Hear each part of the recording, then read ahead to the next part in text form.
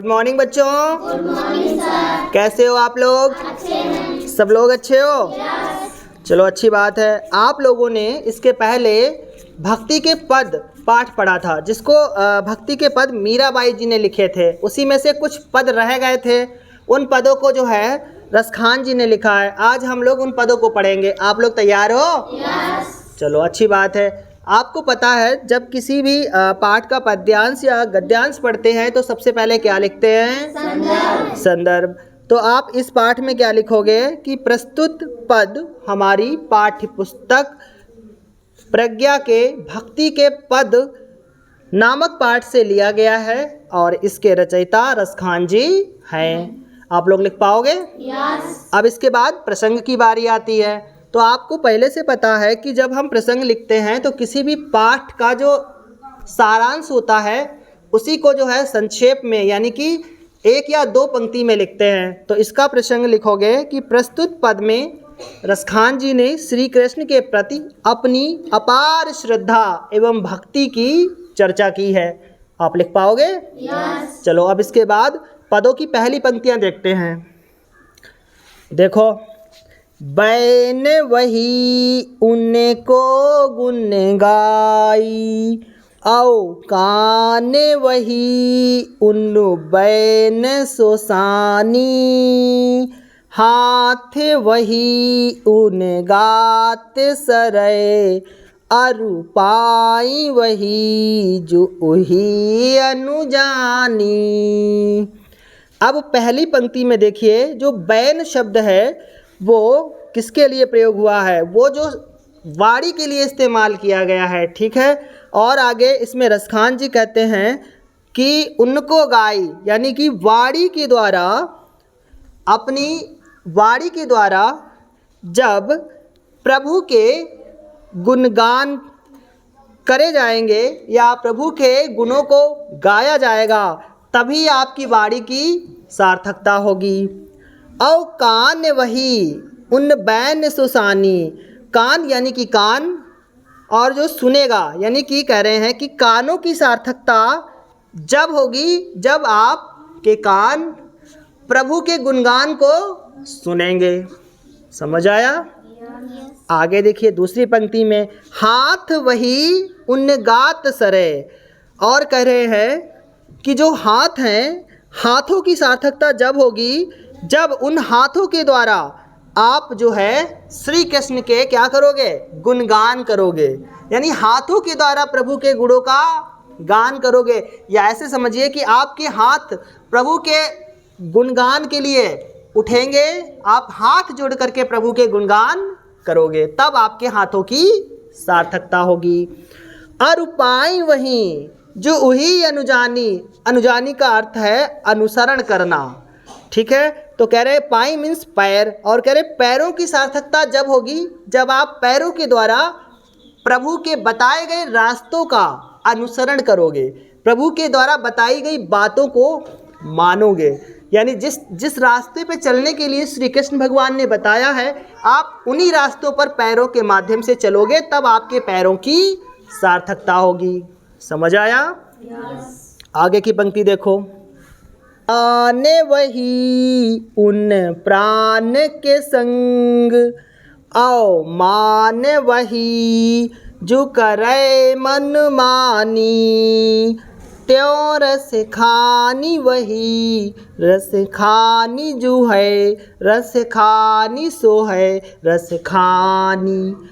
आगे की पंक्ति में जो है क्या कहा है कि जान वही, जान जो है वो मनुष्य के जीवन के लिए यहाँ पर प्रयोग हुआ है, यानी कि जानों की, जान वही उन प्राण के संग, यानी कि मनुष्य के जीवन या मनुष्य के प्राणों की सार्थकता जब होगी जब वो प्रभु के गुण गाता रहेगा।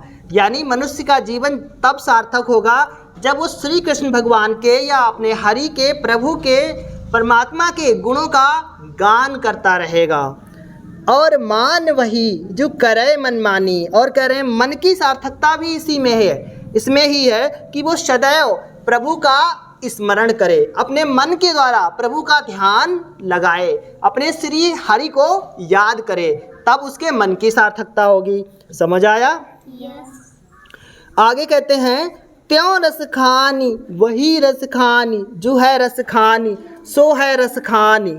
यानी कि रसखान जी कहते हैं कि जो श्री कृष्ण हैं वो अपने भक्तों से कभी भी नाराज नहीं होते हैं, वो अपने भक्तों से अत्यंत प्रेम करते हैं। इस कारण से रसखान जी कहते हैं कि हमें और आपको भी अपने प्रभु श्री हरि से हमेशा नाता जोड़े रखना चाहिए, जिससे आपको सुख ही सुख प्राप्त हो, आनंद ही आनंद प्राप्त हो, आपको दुख नहीं प्राप्त हो। तो आप समझ पाए इसको? लिख पाओ। इसके बाद दूसरा पद देखिए, या लकुटी अरु कामरिया पर राजती हूँ पुर को तज डारो, आठवीं सिद्धि नवों निधि को सुख नंद की गाय चराई विसारो। अब यहाँ पर पहली पंक्ति में देखिए, जो लकुटी शब्द है वो लाठी के लिए और कामरिया जो है वो कंबल के लिए प्रयुक्त हुआ है, यानी कि मोटी चद्दर कंबल कहलाती है, तो उसके लिए यहाँ पर इस्तेमाल हुआ है। तो रसखान, और इसके बाद तिहूपुर को तज डारो, तिहूपुर जो है वो त्रैलोक के लिए इस्तेमाल हुआ। त्रय मीन्स तीन, और लोक का मतलब लोक, यानी 3 लोक के लिए इस्तेमाल हुआ है। तो और राज का मतलब है तीनों लोकों का राज्य। तो रसखान जी कहते हैं कि तीनों लोकों का राज्य श्री कृष्ण के लाठी और कंबल के सामने तुच्छ है, कम है। यानी उनके लाठी और कंबल को इतना महत्व दिया है कि 3 लोकों का राज्य भी कम आंकते हैं। तो आप ऐसे लिखोगे कि कवि रसखान जी कहते हैं कि तीनों लोकों का राज्य श्री कृष्ण के लाठी और कंबल के सामने तुच्छ है। लिख पाओगे आप? यस। आगे देखिए, आठवीं सिद्धि नवों निधि को सुख नंद की गाय चराई विसारो। अब यहाँ पर जो ये लाइन है, ये जो पंक्ति है, ये पंक्ति बलराम के द्वारा कही गई है, और इसको लिखा किसने है? रसखान जी ने। तो रसखान जी कहते हैं कि यहाँ पर बलराम जी कहते हैं कि 8 सिद्धि और मनोनिधि का जो सुख है वो सुख हमें नंद बाबा की गायों को चराने में प्राप्त होता है। तो आप ऐसे लिखना कि बलराम जी कहते हैं कि 8 सिद्धि और मनोनिधि का जो सुख है वो सुख नंद बाबा की गायों को चराने में है।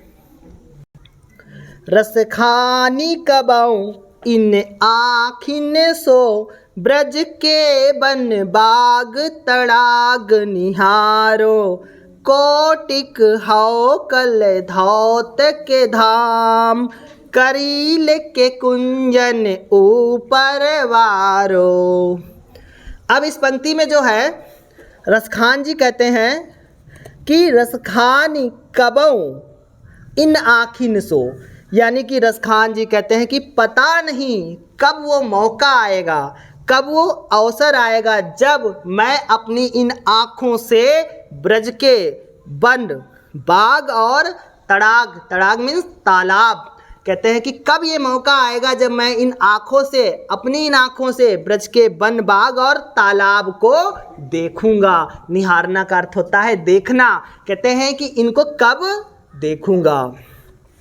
आगे कहते हैं कोटिक हौ कल धौत के धाम, करील के कुंजन ऊपर वारो। जो कोटिक शब्द है वो यहाँ पर करोड़ों के लिए इस्तेमाल हुआ है, यानी अधिक संख्या के लिए इस्तेमाल हुआ है। तो हम यहाँ पर 100 की संख्या में इसको समझेंगे।